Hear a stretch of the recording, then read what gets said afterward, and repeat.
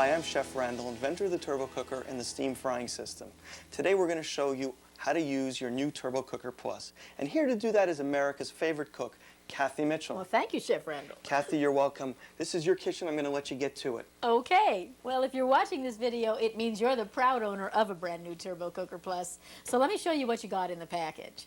First of all, you got 35 great turbo cooker recipes, and these will take you through breakfast, lunch, and dinner and get you turbo cooking in no time. Now, you'll find on these recipes all the ingredients you need. So let's take a look at that turbo cooker valve and see what we're talking about.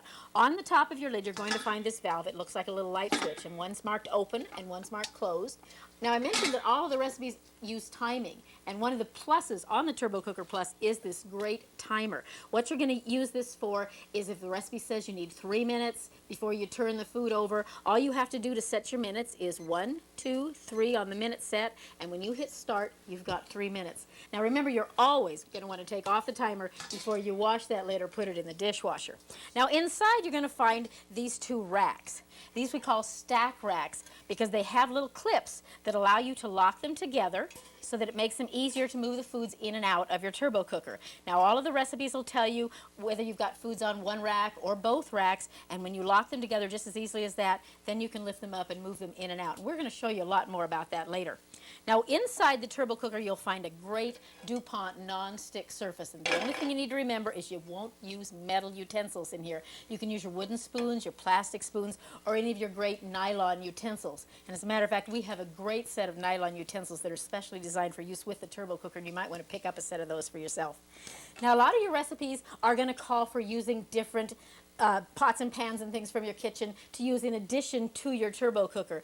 And you can use metal, like your metal mixing bowls, or glass. I particularly like these little disposable aluminum or metal pie pans and cake pans because then I can just toss them when I'm done. You can use ceramics. You'll also find it handy to have a 6-cup muffin pan like this. A lot of the recipes use this when you're baking cupcakes or muffins in your turbo cooker. Now, inside the pan, you got this great springform pan. If you've never seen a springform pan before, let me show you quickly how to use it. On the side, you'll find a little clip, and all you do is flip that open, and this ring lifts right away, so your food is left sitting on there. It makes it easy to get foods out of it. To put it back together, all you do is set it on a flat surface and lock that back on, and that locks your base right back in it.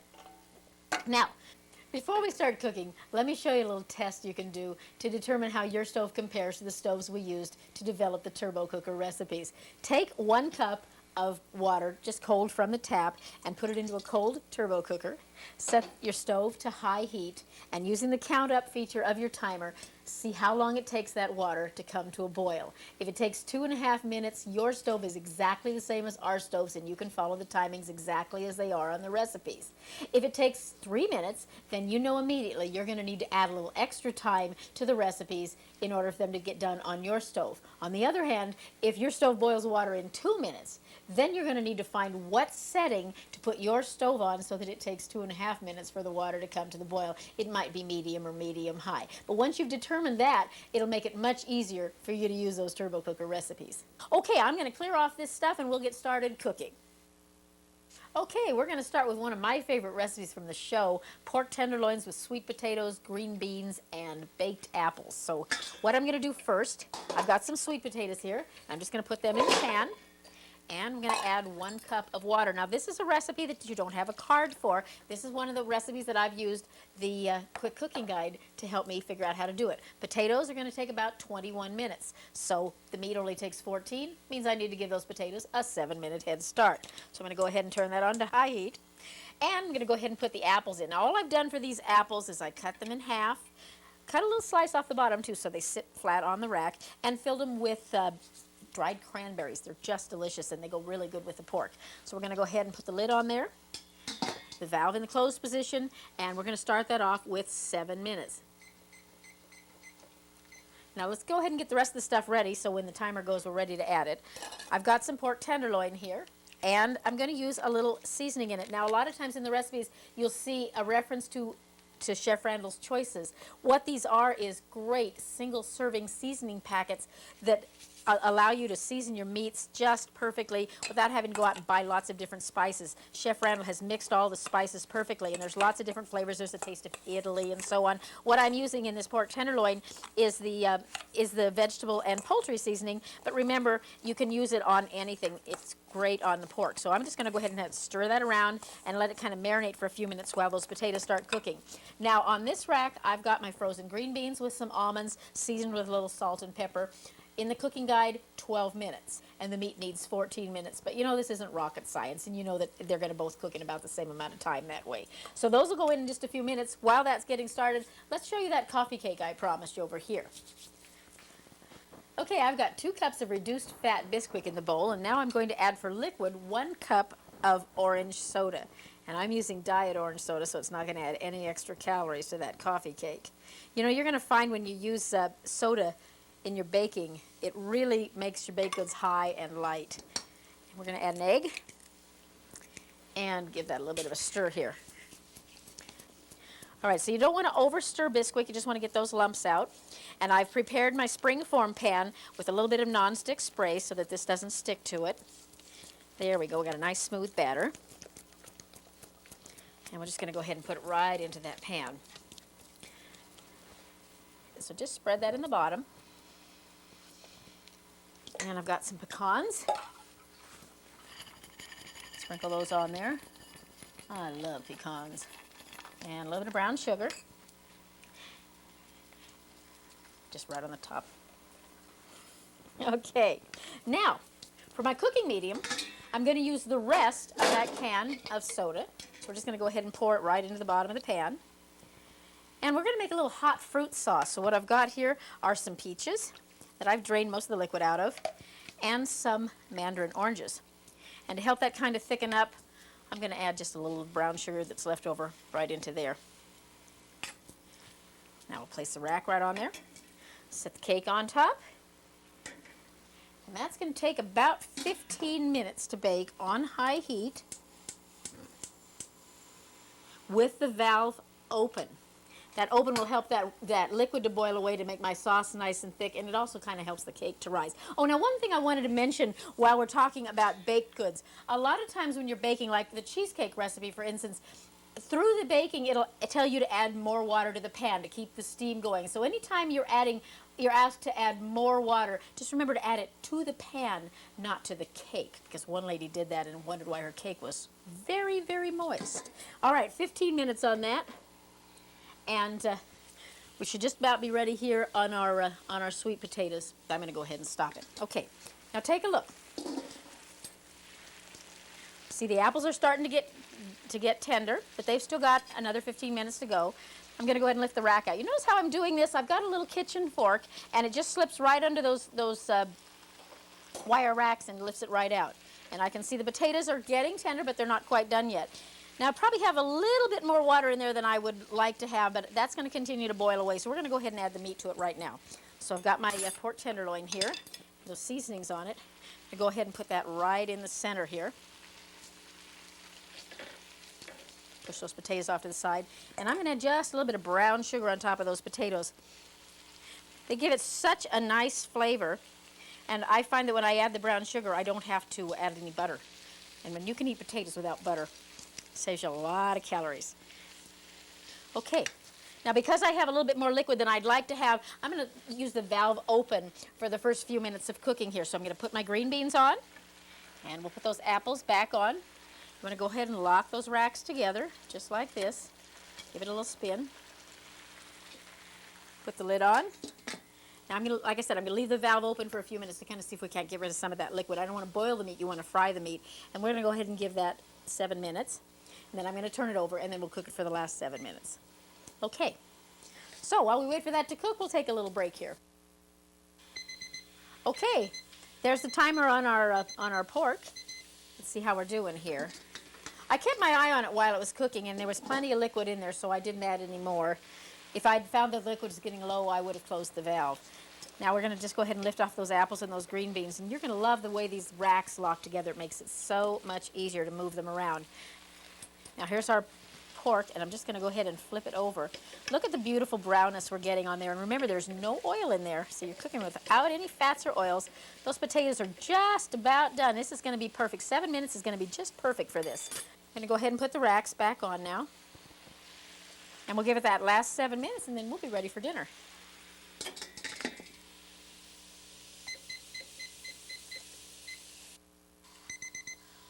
Okay, the coffee cake is done. I'm going to turn that off and shut off the power there. And this guy's like 30 seconds. Let's go ahead and shut it off. All right, take a look. I'm going to test those apples. Perfect. I'm going to go ahead and I'm going to take the apples off first.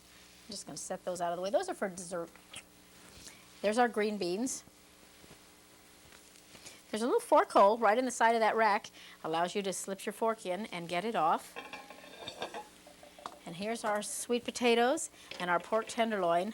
And if you can see, it's just perfect. There's just a little bit of a light glaze left in there. So let's slice into that tenderloin and see how we did. Oh, look at the color on that. Now this will feed a family of 3, 4, 2 at my house maybe. Oh, look at that tenderloin. Isn't that beautiful and juicy? Just the slightest hint of pink, which is okay on pork now. Oh, that looks so good. And some sweet potato. It's got such a beautiful thick glaze on it. Look at those. And some green beans. I love the way the vegetables come out cooked in here. Keep their color.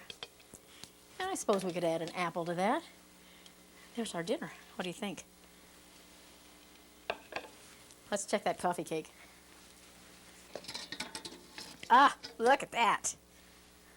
That rose up just beautiful. I'm going to go ahead and set that right on a plate. And then you'll see when we take off the springform pan, it's a little warm. See how easily that removes?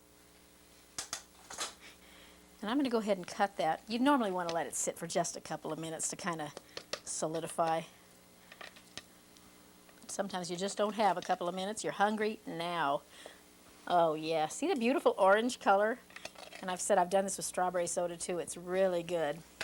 And that cooked in just 15 minutes with no watching. It's just a great fast breakfast if you like sweet stuff for breakfast. Can add a little bit of that hot fruit glaze to it. Your family's going to love this.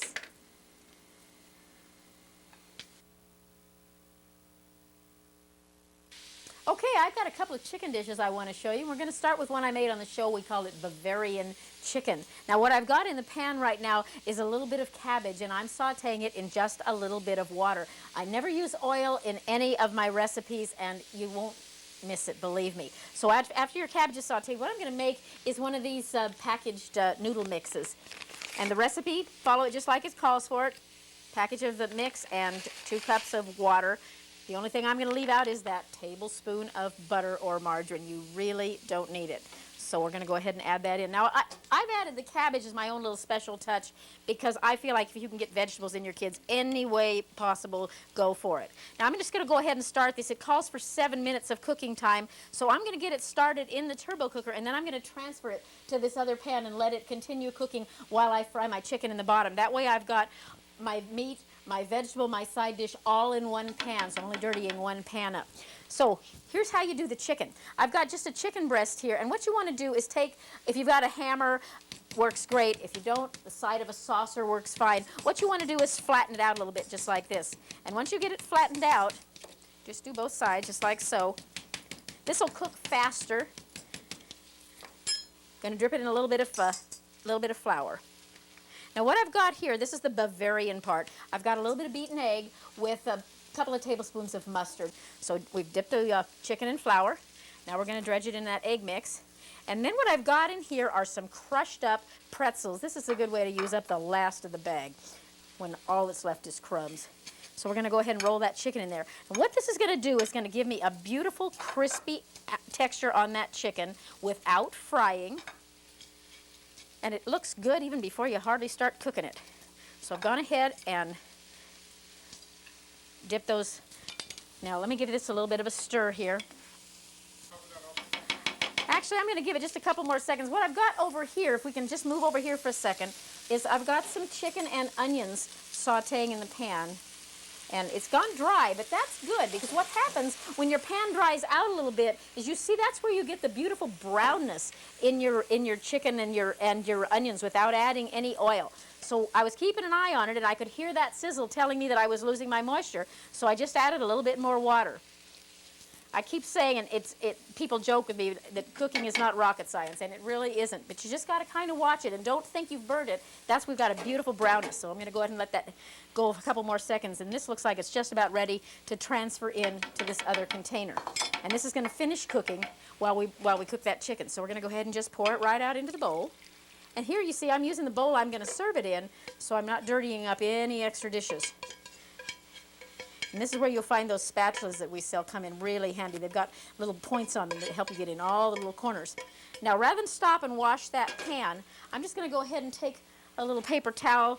We can add just a little bit of liquid to it to kind of swish out any residue that's in there. And while I'm doing this, this is a good chance for me to talk about one of my favorite little helpful hints. A lot of the recipes call for browning ground beef and draining off the fat. And I'll tell you, the easiest way to get the fat off of ground beef is after it's browned up, just drop a little paper towel in there, push it around with a spatula, and that paper towel will soak up all that excess grease, so you don't have to transfer it into a colander to get rid of that extra fat. All right, now we're just going to go ahead and put our chicken breasts in there. The pan's on a high heat. And I'm going to drop those right in the pan. Now, because we're frying with water and not oil, I'm going to go ahead and add my water right now. But I'll tell you a little secret here. You don't want to just dump it into the middle of the chicken. You want to kind of drizzle it around the edges for a couple of reasons. You're not rinsing off any of that excess, any of that breading. Just keeps it right around the sides. Now, you don't want to put all of your water in at the same time. Over the course of cooking, this is going to use probably close to 3/4 of a cup of water to fry. But if I add it just a little at a time, it doesn't get the chicken like it's boiling. It gives me that fried texture. So that's going to keep my steam going. On my rack here, I've got some carrots. I've got the stack rack on there, and I'm going to add our side dish. Cover that up. And I'm going to add a little bit more water in 3 minutes. So I'm going to go ahead and give this just 3 minutes to start. And then I'm just going to come back. I don't have to lift out the rack. I'll just take off the lid and add a little water around the edges. But 3 minutes at a time, that'll keep that breading nice and crisp. Now we'll get back over here to our chicken. I guess I didn't tell you what I was making over here. I'm making chicken and dumplings. So what I've done is I've sauteed the onions and the chicken. And can you see the beautiful brownness I've got without a drop of oil? You know, so many of us that cook think you have to have oil all the time to get your food brown, and you really don't. You can get a beautiful brownness using just water, but let the pan dry out just a little bit, then that caramelizing can begin. Okay, so now what I'm going to add to that is 2 cans of reduced fat cream of chicken soup that I've whisked up with a little bit of hot water, enough hot water to give me 4 cups total. And I use hot water because that'll bring this to the boil just a little bit faster. And I'm going to add my veggies. I don't know, Grandma said chicken and dumplings, you need peas and carrots. So I'm going to just go ahead and toss in some peas and carrots. And just let that come up to a boil while I mix up my dumplings. Now the dumplings are easy. You just follow the recipe on the box. I'm using reduced fat Bisquick. I've got about 1 2/3 cups, I think, of biscuit mix in here and 2/3 of a cup of skim milk. And we're just going to go ahead and stir that up. Don't overmix them. Dumplings should be a little bit lumpy. And then we'll just add those. Okay, that's ready to go. Let's go ahead and, pardon me for licking my fingers. I'm going to add my water back to this. I said I'm going to need a couple more tablespoons of water in there. You don't have to lift off the racks. Just kind of pour it right in around the edges, just like that. You can hear that sizzle going on in there. That'll keep the steam going because the steam is what's steaming those carrots and cooking my noodles on the top. And I'm pouring it just in around the edges so that it's not going to rinse any of the breading off those pork chops. Now I'm going to go ahead and give that another 3 minutes. So here I can see what's going on here. Okay, and in case I didn't mention it, we're cooking here with the valve closed. Now let's check that gravy for our chicken and dumplings here. Oh yeah, we've got a little boil going on there. So now we're going to go ahead and give that a stir and drop in our dumplings. Now the little trick is if you dip your spoon into that hot gravy, it'll make it easier for that dumpling mix to fall right off into the pan. So we're going to go ahead and just drop those in by spoonfuls around there. I think a lot of people have stopped making chicken and dumplings because it's a lot of work. But this is so fast and so easy. We joked in the show about the turbo cooker making Bisquick quicker, and it is. This chicken and dumplings from this point on is going to cook in only about 8 more minutes. So it's not something you have to cook all day on a Sunday afternoon. This could be an after work dinner, no problem at all. And you know, the turbo cooker recipes are so easy and so forgiving that you can get your husband involved in the cooking, or your kids will help out too in the kitchen. It really makes it easier on you, especially if you're a working mom. Okay, I'm going to put the lid on there, and those just need 8 minutes with the valve closed on high heat. Now I think we're time to turn over those chicken pieces. So let me grab my hot pads here, and I'm going to lift them out. Again, these racks locking together makes it so much easier to get them in and out of the pan. And now we're going to go ahead and turn over our chicken. Use that spatula to kind of slide in underneath and try to keep that breading from lifting off your chicken. Oh, I wish you could smell these. That mustard makes them so good. Now see, that's a do as I say, not as I do. Take your time so that you don't disturb that breading, and see how beautiful and brown those are getting. Now I'm going to go ahead and add a couple more tablespoons of water, again, right around the edges. So you keep that steam going, because remember, we're steaming those vegetables on the top. So just keep that water right around the edges. About 3 tablespoons there. And again, those are going to need about 6 more minutes total, but I'm going to stop it after 3 and put in just a little more water to keep the steam going. My timer's yelling at me. One nice thing about this timer too, if you've used it for 3 minutes, all you have to do to get the next 3 minutes is hit the start button again, and it's still set on 3. Okay, we'll come back and check that in about 6 minutes and see how they are. Okay, there's the beep. We're done here. Let's take a look at what we've got. All right, here's our side dish, our noodles and our sauce. Those are ready. Our carrots, oh, beautifully steamed. Look at the color. You're just going to love the way the vegetables come out when you turbo steam them. They're just gorgeous. And here's our chicken. So all you got to do is serve that up. I said, be careful when you go underneath there. You see we've got a beautiful crispy coating on there. And we can serve that up with some carrots. Your kids will eat more vegetables when you cook them in here. Now what did this take? About less than 15 minutes. And I've got noodles and carrots and Bavarian style fried chicken. Less than 15 minutes. That's a great dinner. Now let's take a look at those chicken and dumplings. Oh, yum. All right, now as usual, I forgot to sprinkle on the paprika. Normally when you put the dumplings in, if you sprinkle them with a little bit of paprika, it gives them a brownness that you're not going to get. Look how good that looks. And again, I like to check them to be sure they're done. Don't just go by what the recipe says. If it says 8 minutes, cook it for 8 minutes, and then check before you pull it out. You can see those are beautiful and fluffy inside. Those are perfectly done in just 8 minutes. And all we need to do is serve them up. Got a spoon right here. Oh, this is such a good meal. My family loves this.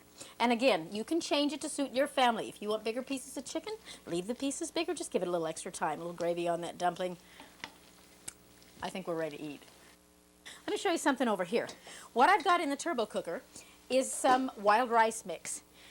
Now, according to the package directions, this takes about 25 minutes to cook, and this has been in here about 10 minutes, so it's not totally done yet. So for the last 15 minutes of the cooking, I'm going to go ahead and make the rest of my meal. So what I've got on this rack is some fish. This is a piece of cod and some shrimp. Put a little bit of lemon on top, a little rosemary, whatever you like on your shrimp, and that's going to steam while the rice finishes cooking. Oh, wait, I forgot my asparagus. This is going to steam too, right on top of there. You don't always have to have vegetables on the rack. So I've got some asparagus right on top of there. Now we'll put the fish on top. And on top of that, I'm going to cook dessert. Now, watch what I've got here. This is a little chocolate Jiffy cake mix, and I mixed up, these are single layer mixes, so I mixed up the first layer and put it in a pan. And I've got the yellow cake mix mixed up right here. Now, I want to make you something special, and for this I'm using one of Chef Randall's essences or baking flavors. This is praline. These are wonderful flavors. You use them to flavor ice creams or cupcakes or muffins or cake mixes. And by putting this in here, I can turn this ordinary yellow cake into a praline flavor, if I don't spread it all over myself. So we're just going to give that a stir. And I'm going to marble it right on top of this chocolate cake. Now, one of the things you are going to love about baking in your turbo cooker is that you can use inexpensive mixes like this, and they come out so moist because they're baked with steam. So let's talk for just a second about what you can expect when you bake in your turbo cooker. You're not going to bake pie. You're not going to bake a raw dough because it doesn't brown. It just bakes. But as you saw earlier with the Bisquick, it does wonderful dumplings, and it bakes wonderful cakes and muffins and cupcakes. So we're going to go ahead and just put that yellow on top, and I'm going to marble that in. At your house, you can take a little more time to make this really special and beautiful. I'm trying to hurry here so we can get lots of stuff done for you. But what I've got now is what I'll call a marble praline brownie. And I know you might think I'm cheating calling this brownies, but I'll tell you what. Baked in the turbo cooker, this ordinary cake mix is going to taste as moist and chewy as the best brownies. And one more thing you might say, she's cooking those on top of fish. I'm doing this to prove to you that even with something as strong flavored as fish, there is no flavor exchange when you bake in the turbo cooker with the valve closed. So I'm going to close the valve, and in 15 minutes, think about it, I'm going to have rice, steamed asparagus, fish, shrimp, and dessert, my brownies, all in one pan without heating up the oven or having lots of extra pots and pans. Okay, now let's check our cake. All right. Looks pretty good. I should have a toothpick, but I don't. That's not quite done in the bottom. I'm going to go ahead and give that cake just a couple of minutes more. But I want to show you the rest of the food here because there's our fish and our shrimp. And you can tell that shrimp is done because it's turned that beautiful color. I think I have a clean fork over here. And that fish is beautiful and flaky. Doesn't that look great? And let's check our rice right underneath. Well, there's our asparagus. And see, that rice has just about absorbed the last of its water. That rice couldn't hurt to maybe go for another minute or two anyway. So let's go ahead. The fish is done, but I'm going to go ahead and leave it on there. That's one of the things you're going to love about cooking on the turbo cooker is it is so forgiving. You can always take an extra minute or two. It's not like something that's on with no moisture in it or in an oven. It's never going to burn. So I'm going to go ahead and give that cake just a couple more minutes. I think that'll get it done. So let's zero it out. 2 more. Okay, there's that timer. Let's see how he did. I have faith. I'm turning off the fire. And I have a toothpick this time. I think he's done. My children say I have asbestos fingers, and I do. You're going to use hot pads. Okay, I'm going to take that rack off. And look at that fish and the shrimp. We know that was already done, but you see, it didn't hurt it to leave it in there for just a few more minutes. And lift that off of there. And here's our rice and our asparagus. I'm going to go ahead and pull just a little bit of that out of there. Ooh, yum. And we'll get some of that rice. A little bit of fish.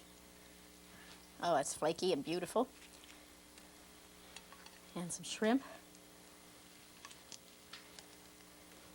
Ah, that's a meal fit for a king. Kathy, thank you so very much for showing people how to use the new Turbo Cooker Plus. But tell me, why didn't you wear the apron I made for you? You know, I always forget about my apron until I've already got spots on my clothes, and this is a great apron. One of the reasons I love it is because it's adjustable. All you do is pull on the straps, and you can adjust it for any size. Let me help you try and tie that up. And another thing I love is that there's a place for my oven mitt, without even looking, and a place for my kitchen towels, so I'm not spending all my time looking for them. You know, I think part of what makes me a great cook is that I have the right tools for the job, and you already have a great start with your Turbo Cooker Plus. Now we've made available to you a lot of the tools that you've seen me using today. Randall, why don't you show them a few of them? Sure. You saw Kathy using our new spices, and the whole concept behind them is that by using just one package of spice, you can turn out a whole meal. We've created a cookbook that comes with it that tells you how to take any one of the various tastes and turn it into an entire meal. As well, you saw us using the baking flavors. And the same thing, we've created a whole bunch of baking flavors that you can turn into making ice cream, sherbets, sundaes. You can make cakes, cookies, candies, and you've got the cookbook that shows you exactly how to do it. We've designed for you a whole bunch of new spatulas and utensils, and the whole idea behind them is we've created a whole bunch of different angled areas that allow you to get into every single nook and cranny of your pots and pans. You've got your chef-style mixing bowls, which are perfect for baking, perfect for preparing food. Don't forget our Turbo Junior. Everybody's going to love the new Turbo Cooker Junior. We've got our professional baking pans, our assortment of measuring cups and measuring spoons, high-quality stainless steel. You'll have them for a lifetime. And we've got our professional-style whisks. Not to mention the hundreds of different items that we have in the catalog that you're going to get in your Turbo Cooker box. And you can also check out the Turbo Cooker website or chefrandall.com, where all these items and both Kathy and I are, so that you can chat with us and take a look at some of the other products we have to offer. I want to thank you for inviting us into your kitchen today. And thank you for becoming a member of the Turbo Cooker family. Kathy,